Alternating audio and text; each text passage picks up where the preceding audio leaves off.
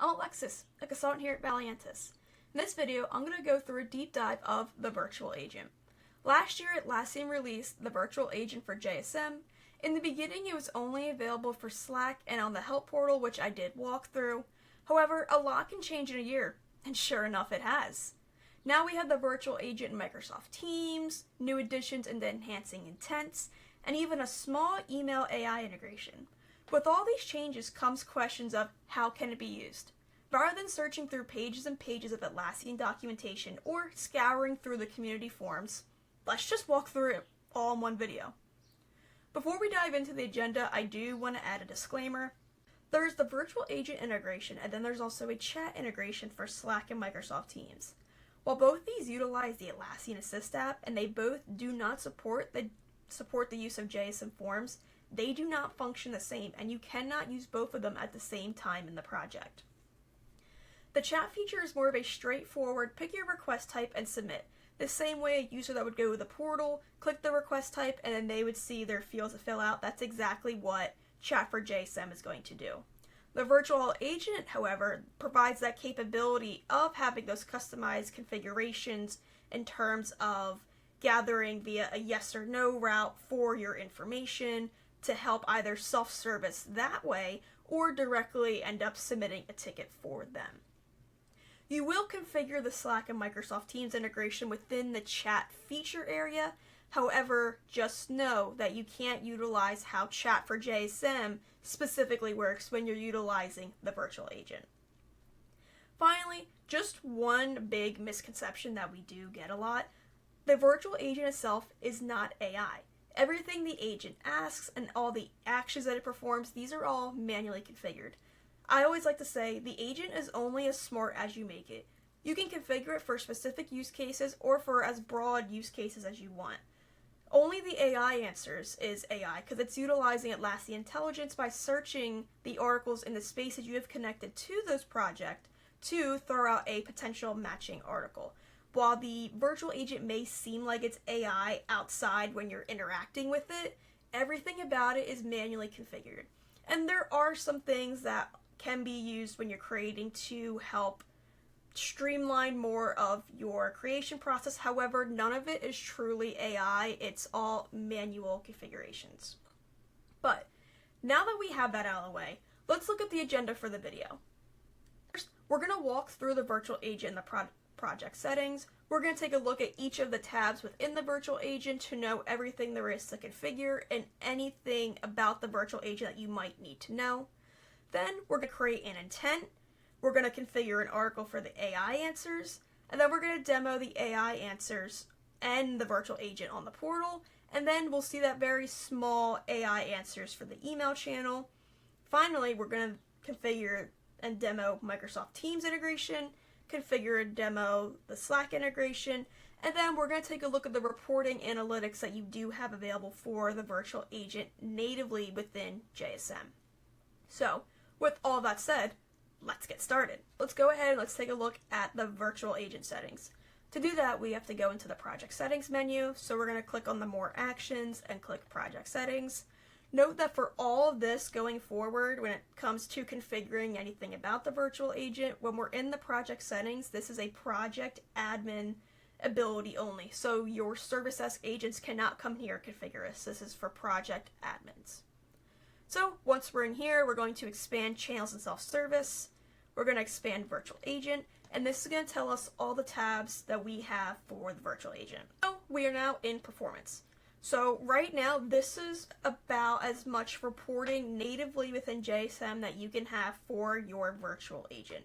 There is more reporting coming, as you can see down here from this topic clusters, that this is going to be more so for those AI answers to identify where some of these areas in your knowledge base might have some gaps in it.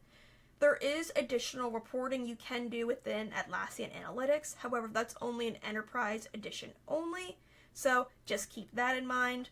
But within JSM natively, you're going to have the ability to see your total conversations, how much it's assisted, resolved any of those, the CSAT. By default, the virtual agent does come with a rating of 1 to 5 if it resolves the users matching intent, or even if it just throws an article and it matches, it asks just for a rate. You can see how many AI answers resolved, as well as how many messages were matched to an intent. You can also go over this by time, so you can do a week, 2 weeks, last month, 3 months, and 6 months. At the very end, we'll go over and just revisit how the performance looks once we add some more information in there, but for now, this is what it looks like. It'll even tell you if you have Atlassian answers configured and how many intents that you have live. As well as if you click on this hyperlink, it's going to show you all the places where you have the virtual agent connected to. In this tab, we have the AI answers, so this is where you will physically turn on the ability for Atlassian intelligence answers to be used. Note that this section here does not control the email channel section of using Atlassian answers. So if you have this turned on here but not in your email channel settings, it's not going to throw those articles in your email channel. But within your project, you'll be able to see the connected knowledge bases, how many spaces are there, and then how many articles. If you click on the hyperlink here, it's going to take you to the knowledge base settings, which is right up here. We're going to be able to see the request types, all the spaces, and those modifications. Note that when it comes to the knowledge base, if you want to utilize AI answers for Slack or Microsoft Teams, you do have to set your knowledge base space to all users or anyone can view, so that way it can actually throw them. Otherwise, if you just stick to any logged in users, you'll be able to use that for the AI answers on the portal, but it's not going to work for Slack and Microsoft Teams. We're going to skip intents just for a second because we will come back to that to configure. So we're going to go to standard flows, and with your intents, which are going to be what you tell your virtual agent to do, you also have within those your flows. So every message that is sent to the virtual agent starts with a greet. The greet is going to say, hey, hi, I'm the virtual agent. And within each of these flows, if you click on them, you can actually customize the message that goes within them. You cannot add any more actions or messages to go, but you can customize a default message that goes in, as we can see here. And when it comes to the greet, since that's the first flow that comes, you can see that the next flow is going to be the match intent. Right here on the sides where you can change what messages display. And in the settings, when it comes to these flows, you're not going to see much. The settings bar comes a lot more into play when we're configuring these intents. But in each of these flows, you can come in and you can change what the messages are. Conversations. This is going to show you all the conversations that your virtual agent has had. It's going to show you the date, which you can also filter by date range, along with actions, the resolution, the CSAT score, the channel that it was submitted through. The channels that it's submitted through, you do have Portal, Slack, Teams, Help Center. Those are going to show you where it came from. The first message, if the virtual agent cannot solve it and it has to create a ticket, the first message is going to be placed as the summary for that work item. The action, this is going to tell you what virtual agent did. So if it matched, then it's going to tell you that it matched. AI answer is going to show you that, hey, it matched to a KB article. Unassisted means that it didn't find anything and it just got straight submitted. Even if it's matched, if you come to resolution, that's where you're going to see whether or not with an intent matched, if it got escalated, meaning the issue got created, or if it was resolved, meaning that the virtual agent was able to resolve that user's message. The CSAT, that's going to give you the rating that the user left. And only for Slack at this time, you have the ability to click the link and it's going to bring you to that conversation thread. Within Slack, you can see that conversation log. Right now, that's not available in the portal. So for those ones, you're going to see that conversation log. Even within Slack, you'll see the conversation log between not only what the user sent, but what the agent sent and did. You'll see that in the activity section / the comments section. Coming into settings, this is where you have your settings for your virtual agent. By default, you have to give it a default request type. When we're going through the intents, I'll show you that you can switch those request types. By default, it just needs to know what request type it should be submitted to if you decide not to change it. Your connected channels, this is what's going to tell you all the channels that your virtual agent is touching. So right now it's in the Help Center, Portal, and Email. Note that just because you have it turned on in your project portal does not actually mean it's turned on in your Help Center. You have to go separately within the Help Center to turn it on, and what this does is that within that main search bar that you would type in to maybe find like a KB article, if you start typing in there, the virtual agent can be activated and start use within there. And this is very helpful if you have multiple projects that are utilizing the virtual agent. So when you type in, and will display that when you go to type, if you start typing in a question, you can select the specific virtual agent to use for that project, or if you just use the general and hit enter, it's going to look through all of those virtual agents to find what you want. Test mode, when it comes to your intents, there are two options. You have live mode and test mode. If you're building an intent and you want to test to see how it works, rather than making it live and allowing anyone to submit to it before you're ready, if you put it in test mode and then click on this link, you'll be able to test out your intent straight within the portal. It will still create a ticket, but the tickets that are created are not going to count towards any of the performance metrics that are in your virtual agent. So with that, let's go ahead and pivot over to intents, and let's see all that there is here. So in this main screen, you're going to see all of your intents. When it comes to this tab right here, this is just going to filter for the CSAT rating within this amount of time. It's not going to filter what intents have been created within X amount of time. It's just going to be for these little performance metrics here, which all this is the same area that you'll see in performance. The only difference is that it'll show you for that specific intent its matching rate.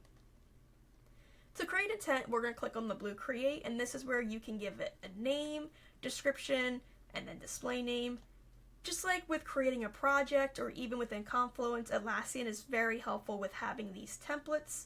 Note that I did mention earlier that these templates, they do not automatically create your intent for you. They just give you about 20 or so training phrases automatically added to help give you a very good rounded for that intent.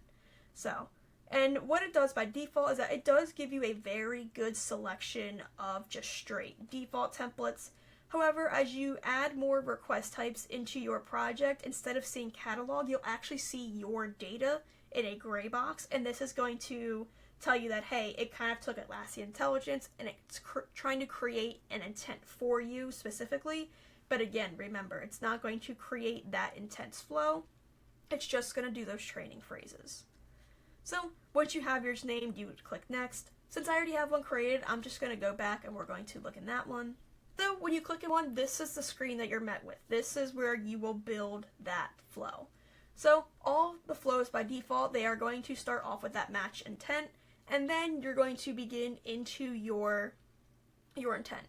So you do have the following options. So you have your visible to customer, you have offer choices. That's how what you see down here with this, did this resolve your issue, yes or no. That's going to be something that's very common at the very end. That way it knows whether or not the virtual agent resolved its issue and that no actual ticket needs to be created.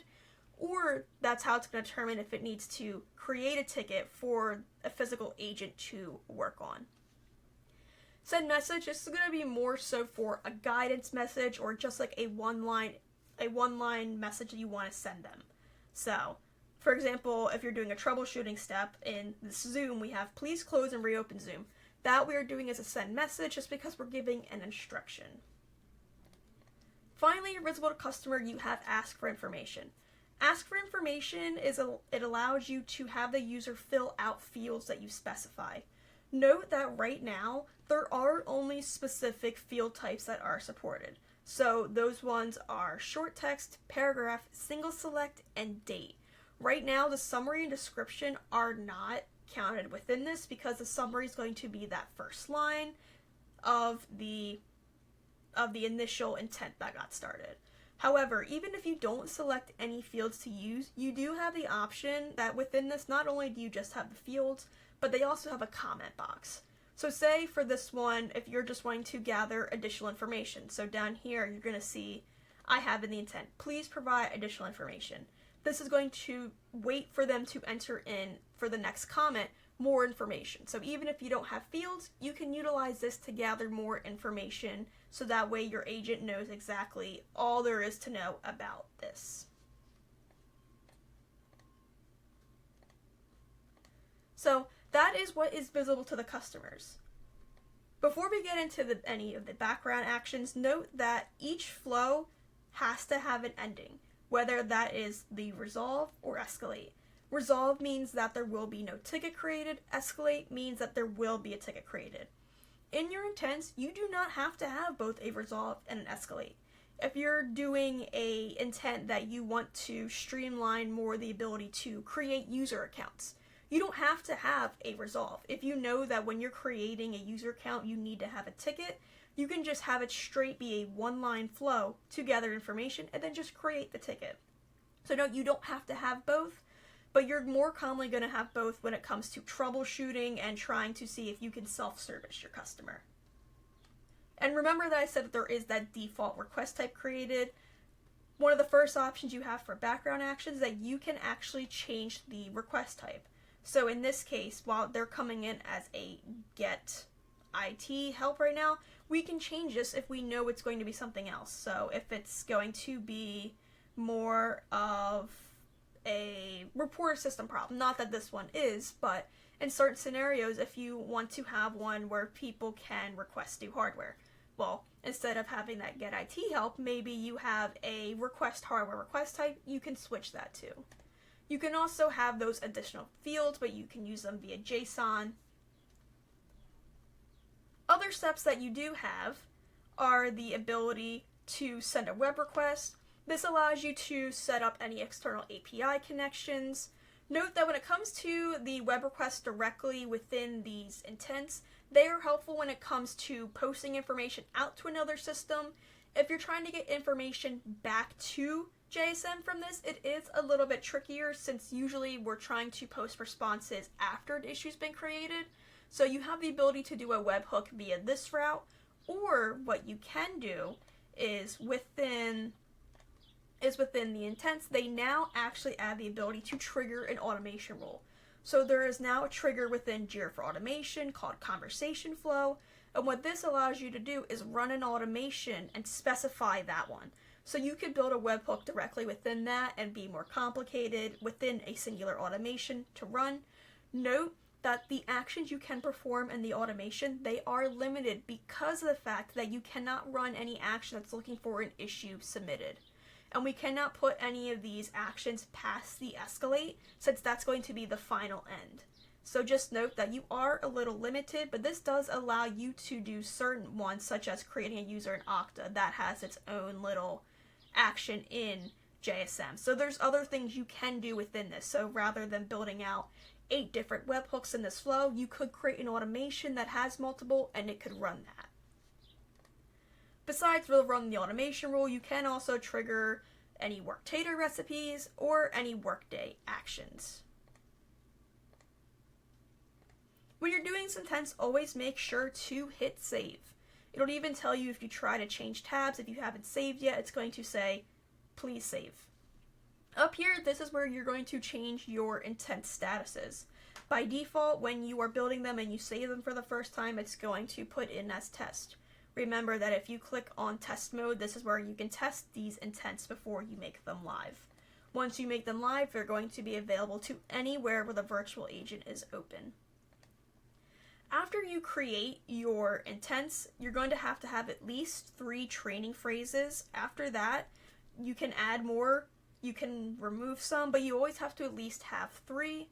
My rule of thumb is even if someone misspells something, the virtual agent's still going to be smart enough to pick up those training phrases.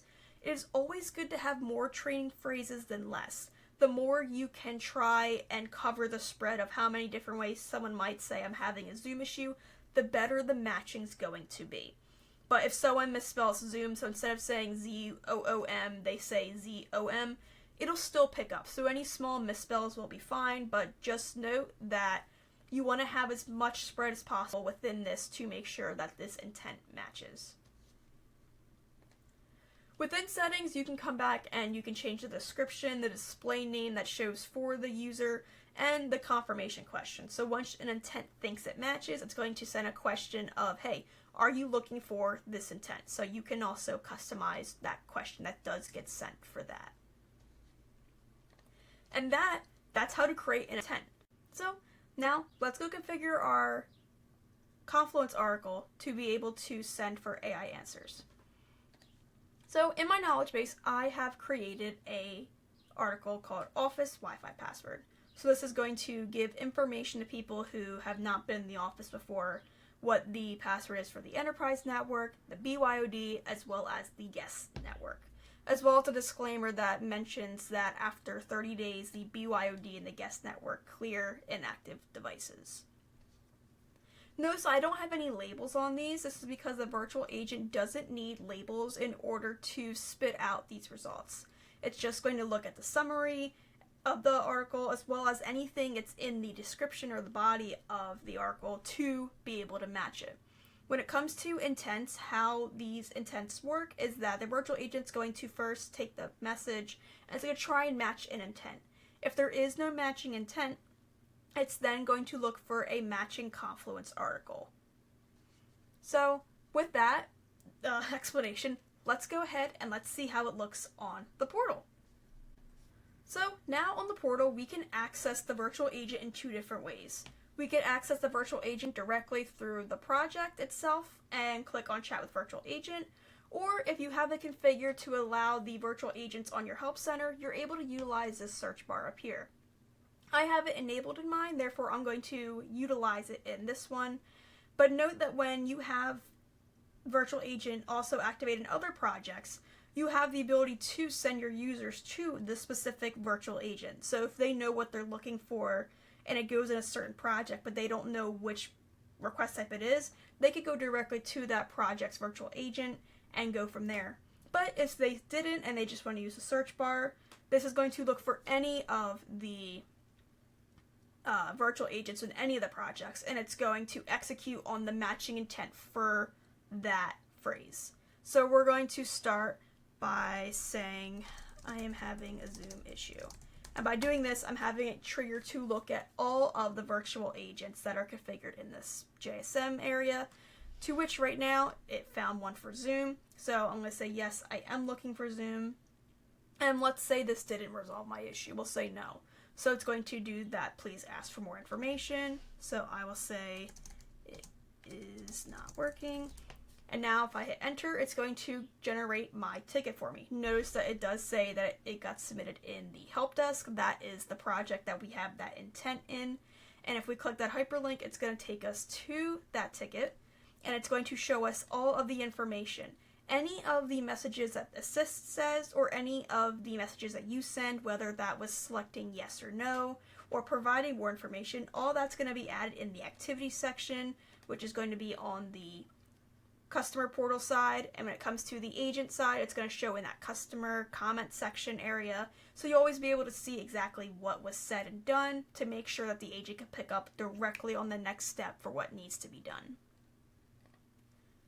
AI Answers also is available on the portal as well. So if we come in here and we say, what is the Wi-Fi password? If we sat here and waited a minute, it would find that document directly right here where we could click on and find it. However, if we want to utilize the virtual agent to find it, we just have to put that phrase in, hit enter, and now it's going to look to see if it has a matching KB article. And well enough, it does, and it found two of them, so it summarized both of them directly into one message. So I could click on either one and I could view the information there. We can see this one is from July 19th, 2024. This one is from last week. So if this resolved my issue, I could hit yes. If it didn't resolve my issue, I could hit no, and it's going to ask me to rephrase or explain what's happening with it. And then if that still didn't solve my issue, depending on what the agent threw at me, it's going to submit a ticket on my behalf to then have an agent look at it, which all the information, again, that the agent provided me is going to display in that activity section of the ticket. Finally, we have the last demonstration of AI Answers, which is through the email channel. So let's go take a look at how that is. Something to note before you send your email off to test for that AI answers. You have to make sure that you toggle this virtual agent under your email channel specifically on. Even if you have it turned on in the other section for virtual agent, it's still not going to pass along this information. You have to make sure this is turned on. But once you do have it turned on and your Confluence space is also set to anyone can view, now you can go ahead and submit an issue to your email address, which will then create a ticket. So if I go in the logs, I can see here that I have a request from earlier that says, what is the office Wi-Fi password? And if I click on this ticket to view it, we can see here that this came via email, and that after I submitted my issue, the Atlassian Assist commented out and said, hey, here's this document, and it gave me this information. The notification that I also get via email is going to show this exact same message, even with this hyperlink. So if I click it, it'll take me to the article view of it for the portal. Note that any type of formatting you have within these articles when it comes to using the AI answers, that it's going to condense it. So any tables you have, it might not fully display how you have it there. Any special formatting in terms of paragraphs or images, that type of stuff, it's not going to fully show when the Atlassian Assist summarizes it in a short condensed version. But if they do click on that source link to view the article, they will be able to see the full document, which would include any of your formatting. With this being said, let's get into the configuration and demo for Microsoft Teams and Slack. Let's add the virtual agent into Microsoft Teams.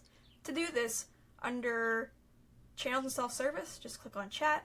Since we're doing Microsoft Teams, we'll click Add Teams. Note that for this, if you're not a global admin in your Microsoft tenant, that it's going to send an approval notification to your admins to approve. I'm an admin in mine, therefore when I hit it, it doesn't have to go through any hoops. It's just automatically approving and adding. So now it's telling us that we need to do some steps in Teams. We need to create a new private team and invite the assist bot, and then we need to do the same for a general request channel. These more so only apply when you're doing chat for JSM. However, in order to get the virtual agent to work, you do have to configure these. So we'll go over in our Teams tenant, and we're going to invite the assist bot to our agent project. So to do that, we're going to do an @, click get bots, and then we are going to type in assist, and we are going to add. So now what's going to do is it's going to then ask us to go over into the Assist app, to which we are having to then classify if this is the agent channel or request channel. We'll click on agent, as that is what this one is. And then it's going to ask us to select the project that it's going to be in. So we are going to be in the Information Technology Services project. And then finally, it's going to ask us for what request types we want to be visible to this agent project. But for now, I'm just going to select the Get IT Help to be selected to view in that agent channel. And now we have set up the agent channel. So now we're going to go back and we're going to set up the request channel as well. So we'll go to our channel that we want to use for requests. We'll do the same thing and type for Get Bots. We will find Assist, and we will add. So now we're going to do the exact same steps that we did for the agent channel for the request channel. So we'll select request channel, and then we will select the project that it is for, which is going to be ITS. And then we are going to select the request type that we are going to give access to submit. So now we have our virtual agent set up. However, unlike what you'll see in Slack, the virtual agent when it comes to Microsoft Teams isn't available at this time through the channels. So the only area right now the virtual agent is able to be used in for Microsoft Teams is going to be this direct message chat area you see. That is where the virtual agent can be used. So in here, we're going to then demo the virtual agent. So we'll say, I need help with Zoom. So now the virtual agent is going to appear. It's going to take my first message and throw it into its little pop-up box, and this is where all the conversation I have with the assist bot is going to be. Found our matching intent for Zoom, so I'm going to click yes. And here it's going to ask if this resolved the issue of closing and reopening Zoom. I'm going to say yes, it resolved this issue, and then it's going to give me that customer satisfaction survey of 1 to 5 stars. So that is one of how we can use the virtual agent to submit tickets. The virtual agent in Microsoft Teams also does support the use for those AI answers. So if I come in and ask, what is the Office Wi-Fi password? It's going to look to the knowledge base, it's going to try and find a matching article, and it's going to display here in just a few seconds the summary, just like we saw in the portal, of that KB. There we go. So if it helped, I can say yes, and it won't submit. If I say no, I have to go through a few different hoops of either rephrasing or just seeing if it can match another article until it will submit. Something that we can also do, as I have mentioned before, that when it comes to those flows, you don't have to have just a resolve and an escalate. You can just have a singular one. So something that you can utilize the virtual agent for those API hooks. So let's say we want to need a new user account. So what we can do is I have an intent for this. And this is going to utilize automation for Jira to send out a webhook to create a new user. So the intent is called create new user. So if I hit yes, now what it's going to do is it's going to ask me for information that I gave it to bring. So we're going to say that this new user's full name is Security Tester A. And then it's going to prompt me for the next step in the flow, which is going to ask me for the email. So we're going to say Security Tester A. And now what it's going to do is it's then going to give out the final in the flow and telling me that this user is going to be created, the ticket's going to be created, and then now, boom, we'll be able to see our ticket right in here, as well as any of the information that was given within it. And if I want to see any tickets that I have submitted within Microsoft Teams, we can go to this ticket section here. When it comes to the virtual agent in Microsoft Teams, once you submit it, you can't do anything for replying other than going straight to the ticket. You'll see in Slack that you can have a conversational back and forth with Teams. Once you submit, you're done with that. And if you want to see your tickets, you can come right here in this ticket section, and you'll be able to see tickets that you have recently submitted. You can filter them a little bit. But in terms of the Microsoft Teams integration with the Assist bot, that is about it for the virtual agent. So we're going to go ahead and pivot over to the Slack configuration demo and see how that looks for the virtual agent. Same area that we did Teams, we'll click Add to Slack. Note that for this, you have to be a Slack workspace admin. By default, it's going to throw you into the first workspace you were in last, and then if you need to change it, you can click on the top right and then select that. Since I am a Slack admin in my workspace, I can click Allow. And now I have added Atlassian Assist to my Slack instance. Once you get your Slack connected, then we're going to be left with this screen. By default, we just need to create the agent channel and the request channel. Slack does have a lot of advanced features with utilizing the agent and the request channel, but for the sake of the video, we're just going to go through and configure what the bare minimum is. So we'll have it create an agent channel and just make a request type visible. And same with the request channel.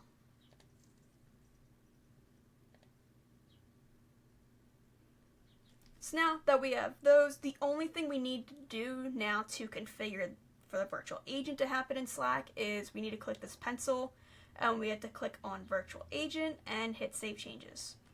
And now what we have is the virtual agent integrated in with Slack. So to test it out, we're going to go over to our Slack instance and we're going to go to our help channel. So now we can just go ahead and we can type, and the virtual agent's going to automatically respond to that message. So we'll start by saying, I need help with Zoom. So it's going to automatically come in and it's going to try and match with the intent. Here we see that it matched with Zoom. So now I can say yes, that I'm looking for that. And I can say yes if it did help me, or no if it didn't. So if I say no, it's going to ask me to provide more information. And then once I enter that, it's going to then create my ticket, and there it is. If I want to utilize the AI answers, what I can do is I can trigger it just still within the same chat and say, what is the office Wi-Fi password? Just like how we had within Teams, it's going to appear with the agent, pop up, and it's going to throw it in this thread-like format. There we go. So if it resolved my issue, I can hit yes, or I can hit no if it didn't. When it comes to the Slack side, you can view all your tickets and everything through here. It doesn't have that table like Teams does that gives you the ability to easily see your issues. It's all within a conversation thread. Finally, let's go back and let's view some metrics of the virtual agent. So now, once we're going back, we can see here we have our total conversations, assisted, resolved, all the CSAT scores, AI resolved, and match. But when we go to these conversations, this is where we have the ability to click the link and it will take us to that conversation thread that happened within Slack for that match. So if we click on it, it's going to open up and it's going to take me directly to that thread, which was this one right here. It highlighted so that if I click that, I can see that one. And again, right now when it comes to this, for these metrics, this is about all that you can get right now natively. If you have Atlassian Enterprise Edition of JSM, you are able to actually use Atlassian Analytics to do further reporting, but for the moment, this is about all the reporting that you can do. I'd like to also note that right now the virtual agent is a per project configuration only. There is no overall centralized managing the virtual agent yet. It's a per project standpoint. So you're not going to be able to export and import an agent and intent and then paste it into another one. You're not going to be able to have a Jira admin view all of these intents in one centralized area. It's going to be a per project basis. And just like that, we have ran through everything there is about the virtual agent in Jira Service Management. I hope you're just excited about the virtual agent as I am, because I personally love using it. It's very customizable, helpful. It's going to be a game changer for any team across the entire board. I hope you take what you learned in this video and apply it to your own projects. Thanks for watching.